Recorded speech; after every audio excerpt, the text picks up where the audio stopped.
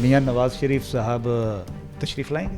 میرے علم کے مطابق ان کا سفر جو ہے وہ مشروط ہے ڈاکٹرز کی ایڈوائس کے اوپر۔ الیکشن تو 90 دن کے اندر ہونے چاہیے تھے جو کہ نہیں ہو پائے، کچھ اندازہ ہے کب الیکشن ہوں گے؟ پنجاب گورنمنٹ اور کے گورنمنٹ جو ہے اس میں اسمبلیاں تحلیل ہوئی تو وہ بھی 90 دن میں ہی ہونی چاہیے، آئین کا منشا تو یہی ہے۔ لیکن جانتے بوجھتے ہوئے سب جماعتوں نے دستخط ثبت کیے، جب آپ افرم کر دیتے ہیں اس کو تو پھر الیکشن کمیشن آف پاکستان کی آئینی ذمہ داری ہے۔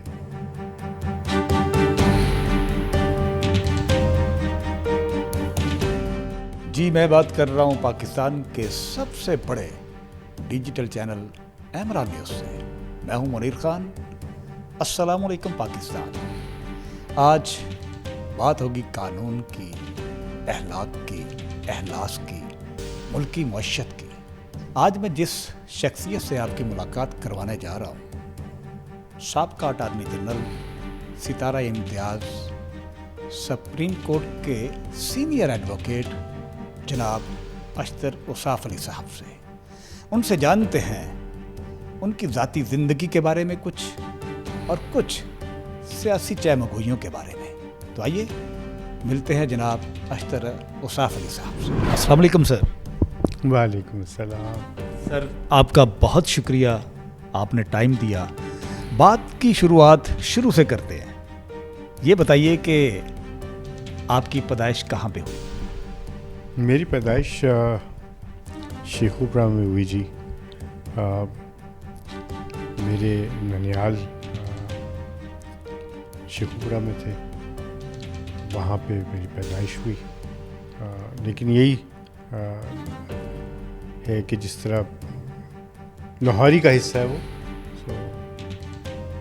مطلب آپ ہے مستقل لاہوری ہی؟ جی لاہور ہی سے تعلق ہے۔ آپ یہی سمجھیے کہ لاہور سے باہر کہیں نہ تعلیم کے متعلق، سوائے اس کے کہ جب میں ملک سے باہر گیا پڑھنے کے لیے تو لاہور ہی سے تعلق ہے۔ لاہور ہی میں ابتدائی تعلیم بھی یہیں حاصل کی، اسکول بھی یہیں گیا، کالج بھی یہیں گیا۔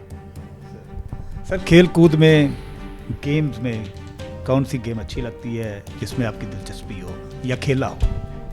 ٹینس کھیلتا تھا جی میں، ٹینس میں میری دلچسپی تھی۔ ابھی بھی جب موقع ملے تو شوق سے ٹینس ضرور دیکھتا ہوں میں۔ قانون دانی کی طرف آپ کا اپنا رجحان تھا یا بڑوں نے حکم صادر فرمایا کہ نہیں آپ نے وکیل ہی بننا ہے؟ نہیں، ان کا حکم تو کچھ اور تھا، حکم عدولی کی، اور میرے والد کا دل تھا کہ میں سول سرونٹ بنوں، لیکن میرا دل تھا کہ میں وکالت ہی کی طرف جاؤں، اور شروع سے میرا رجحان یہی تھا کہ وکالت ہی پڑھنی ہے۔ سر اب آتے ہیں تھوڑا سا سیاست کی طرف۔ سر یہ بتائیے کہ میاں نواز شریف صاحب پچھلے کچھ عرصے سے ڈیٹیں دیتے جا رہے ہیں، فلاں ڈیٹ، اب آخر کار 21 اکتوبر اناؤنس ہوئی ہے، تشریف لائیں گے؟ دیکھیے، اس کا بیک گراؤنڈ جاننا بہت ضروری ہے کہ کن حالات میں وہ ملک سے باہر گئے تھے۔ میرے علم کے مطابق ان کی طبیعت جو تھی وہ بہت ناساز تھی، اور ڈاکٹرز کا پورا پینل اس پہ بیٹھا۔ ہم نے درخواست دائر کی ضمانت کے لیے۔ ضمانت کے اندر ایک یہ بھی ایشو تھا کہ ان کی طبیعت اچھی نہیں ہے، اور جو پورا پینل تھا اس نے ایک بار نہیں کئی بار ان کو چیک کیا۔ حکومت پنجاب نے اس کو دیکھا، اور پھر کابینہ نے فیصلہ کیا کہ وہ ملک سے باہر جا سکتے ہیں اپنے علاج معالجے کے لیے۔ جب وہ یہاں سے تشریف لے کر گئے تو اس وقت کووڈ کے سلسلے تھے، ڈاکٹرز جو تھے وہ اویلیبل نہیں تھے، اور اگر اویلیبل تھے تو ہاسپٹلز میں وہ پروسیجرز نہیں ہو سکتے تھے، بیکاز میاں صاحب کی جو بیماری ہے وہ عام نوعیت کی نہیں ہے، اور اس میں کمپلیکیشنز ہو سکتی ہیں، تو ڈاکٹرز نے ان کو سفر کرنے سے روکا۔ تو میرے خیال میں تو جب تک کہ ڈاکٹرز جو ہیں وہ ان کو اس بات کی پوری طرح اجازت نہ دیں، ان کا سفر جو ہے وہ مشروط ہے ڈاکٹرز کی ایڈوائس کے اوپر۔ سر الیکشن تو 90 دن کے اندر ہونے چاہیے تھے جو کہ نہیں ہو پائے. اب اگلی ڈیٹ جو اناؤنس ہوگی کچھ اندازہ ہے کب الیکشن ہوں گے؟ دیکھیے یہ تو آپ بات کر رہے ہیں نا ابھی ریسنٹ بات کر رہے ہیں. اس سے پہلے جب پنجاب گورنمنٹ اور KPK گورنمنٹ جو ہے اس میں اسمبلیاں تحلیل ہوئی تو وہ بھی 90 دن میں ہی ہونی چاہیے تھی. آئین کا منشا تو یہی ہے, آئین کا تقاضا بھی یہ ہے, اور میں بارہا یہ کہتا رہا ہوں, I am on record to have said this, کہ یہ 90 دن کے بیونڈ جانا ایک قباحت کی بات ہے.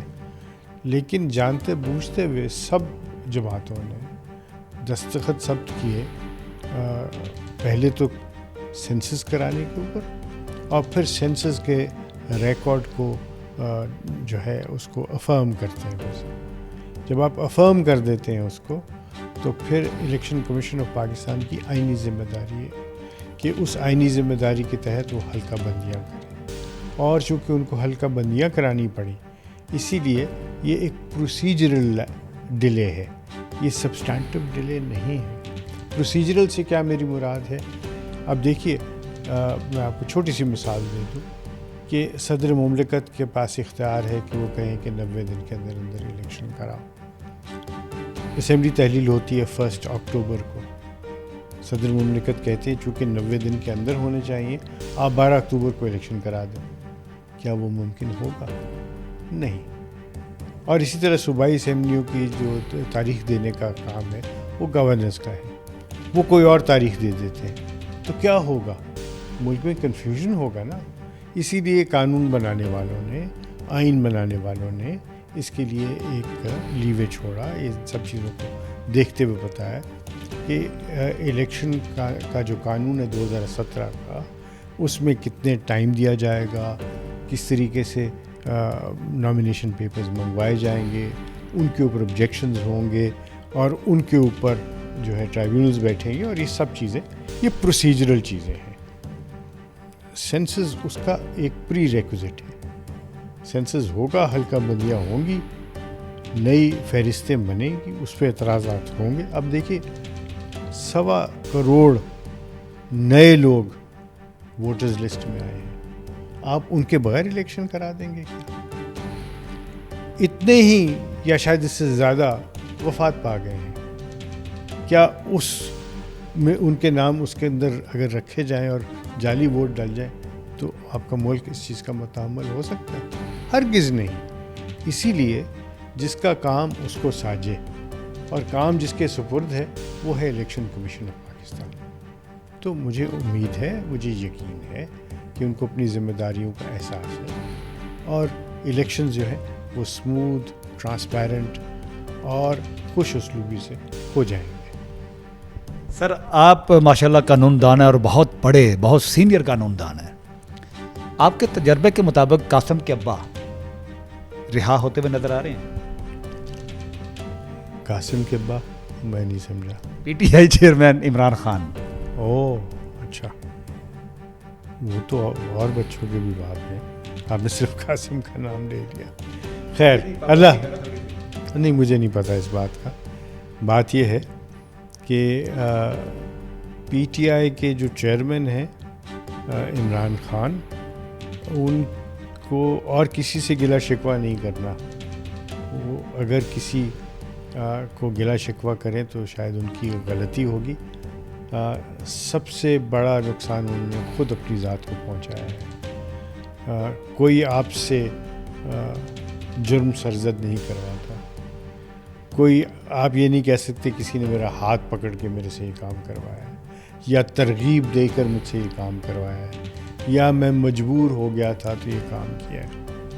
جو الزامات ہیں اگر ان پہ شواہد ہوں گے تو ان کے لیے مشکل ہے, اگر شواہد نہیں ہیں تو وہ بری ہو جائیں گے. میاں نواز شریف نے بھی قید و بند کی صعوبتیں برداشت کی.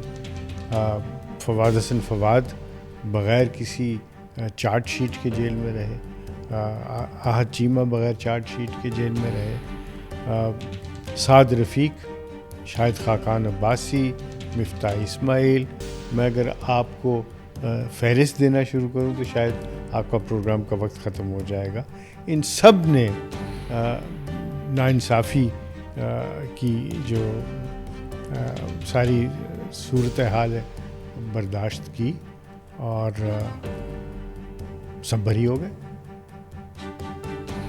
سر اب ہماری عوام یہ جاننا چاہتے ہیں،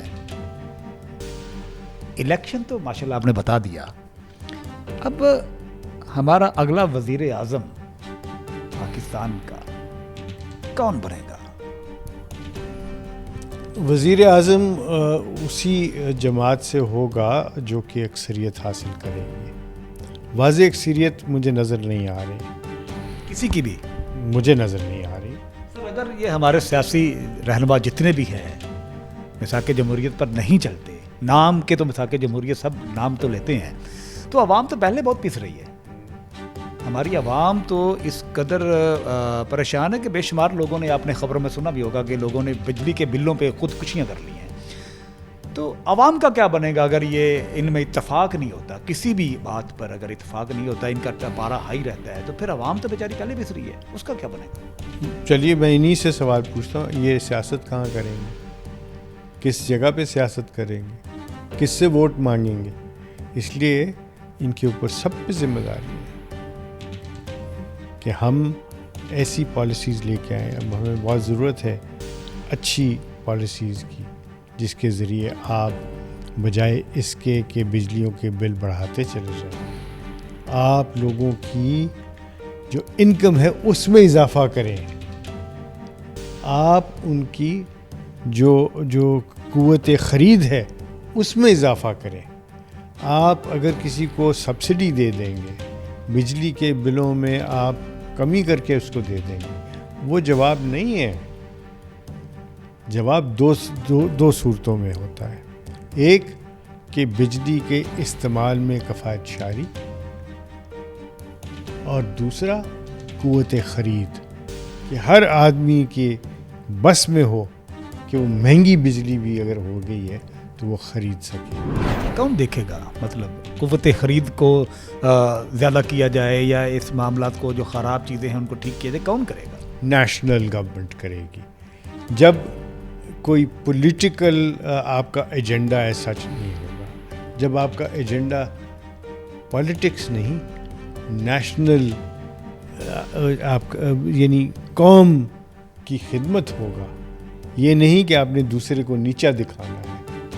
آپ کا اگر نصب العین قوم کو اوپر لے کے جانا ہے تو پھر وہ یہ سب کریں گے، کیونکہ جو پولیٹیکل پارٹیز ہیں ان کے کوئی نہ کوئی کسی نہ کسی قسم کے کوئی مجبوریاں ہوتی ہیں. سبسڈی دینا ہے آپ کو، لوگوں کو oblige کرنا ہے آپ کو، ایک پرٹیکولر علاقے کی سڑکیں صرف بنوانی ہے. تو اس سے نکل کے جب ہم نیشنل لیول پہ آئیں گے تو معاملات ٹھیک ہونا شروع ہو جائیں گے. آپ کے تجربے کے مطابق کیا ہم نیشنل لیول پہ آئیں گے یا بس اللہ ہی حافظ ہے ہمارا؟ جی، اگر ہم یہ سارے کے سارے معاملات، سڑکوں کو ٹھیک کرنا، پلوں کو بنانا، یہ ساری چیزیں بجائے پارلیمنٹیرینز کے تھرو کرانے کے لوکل گورنمنٹ کے تھرو کرائیں گے تو پھر آپ اس چیز سے پولیٹیشنز کو نکال دیں گے. جب پولیٹیشن اس سے نکل جائے گا تو پھر وہ صرف اور صرف نیشنل یونٹی، نیشنل اکانومی، کیونکہ وہ پھر اپنے حلقے سے باہر نکل آیا. جب حلقے سے باہر نکل آئے گا تو وہ قوم اور ملک کے لیے، ریگارڈلیس کہ وہ سندھ سے نہیں ہے، لیکن جب سندھ کے بارے میں کوئی بات ہو رہی ہوگی تو اس میں پورا زور دے گا کہ ہاں سندھ کے عوام بھی ہمارے بھائی ہیں، سگے بھائی ہیں. بلوچستان کے بھائی بھی چھوٹے بھائی نہیں، سگے بھائی ہیں. جب ہم ایک دوسرے کو سگا بھائی کہنا شروع کر دیں گے نا تو پھر معاملے ٹھیک ہو جائیں گے. سر یہ تو سیاسی باتیں ہو گئی، اب تھوڑا سا میرے دیکھنے والے، چاہنے والے ایک سینئر آدمی کی زبان سے یہ بھی سننا چاہتے ہیں کہ اتنی سکسیس ماشاءاللہ پیچھے کس کا ہاتھ ہے؟ میں سمجھتا ہوں کہ جی یہ سب میرے مولا کا، میرے رب کا کرم ہے کہ اس نے میں اپنا سر سجدے سے نہیں اٹھا سکتا جو کچھ اس نے مہربانیاں کی. میرے ماں باپ کی دعائیں ہیں, میری فیملی کی سپورٹ ہے, میری بیوی بچے جس طریقے سے میرے ساتھ دیا انہوں نے, کھڑے ہوئے, اور جو سپورٹ مجھے وہاں سے ملتی ہے, میرے دوست ہیں, میرے احباب ہیں, اور میرے ٹیچرز ہیں مجھے جنہوں نے تربیت دی. یہ سب کا سب انہی کا اعزاز ہے, میرے مولا کا کرم ہے. یہ سب کا سب, اس میں میرا کوئی ذرہ برابر بھی کنٹریبیوشن نہیں ہے. کوئی اہم پیغام آنے والی نئی نسل کے لیے, یوتھ کے لیے, جو نئے وکلا حضرات ہیں ان کے لیے, کوئی ایسا پیغام جو آپ کی بات سن کے اس پہ عمل کر کے وہ بہت ترقی کر سکتے ہیں؟ کام اور صرف کام, اور کام پاکستان کے لیے. اپنے آپ کو مٹا دیں, اپنے آپ کو کچھ عرصے کے لیے پس پش ڈال دیں, اور صرف ایک ہی کریں کہ ہمیں پے بیک کرنا ہے. یہ ملک ہے تو اسی نے ہمیں بنایا ہے, اب ہم نے اس کو پے بیک کرنا ہے. میں جب دیکھتا ہوں نا دوسرے ملکوں میں تو وہ مدر لینڈ کی بات کرتے ہیں, وہ ماں کا درجہ دیتے ہیں اپنے ملک کو. ہمارا ہمسایہ ہے, وہ ماتا کہتا ہے, امریکی مدر لینڈ کہتے ہیں. تو یہ ہمارا مدر لینڈ ہے, یہ ہماری ماں ہے, اس کی خدمت کریں, اور ایسے خدمت کریں, ایسی اپنی جاں فشانی سے کریں جس طرح وہ اپنی ماں کی کرتے ہیں. بہت شکریہ سر. جی تو ناظرین, آپ نے سنا کہ اپنے ملک کی خدمت اس طرح کرنی چاہیے جیسے کہ انسان اپنی ماں کی عزت, احترام اور خدمت کرتا ہے. جب تک ہم اپنے ملک کو, اپنی سرزمین کو اپنی ماں کا درجہ نہیں دیں گے, ہم ترقی نہیں کر سکتے. تو جناب بہت شکریہ اشتر اصاف علی صاحب کا. سر بہت شکریہ. اس کے ساتھ ہی جناب اگلی کسی اور ویڈیو میں کسی اور شخصیت کے ساتھ ملاقات ہوگی. مجھے دیجیے اجازت. اللہ حافظ.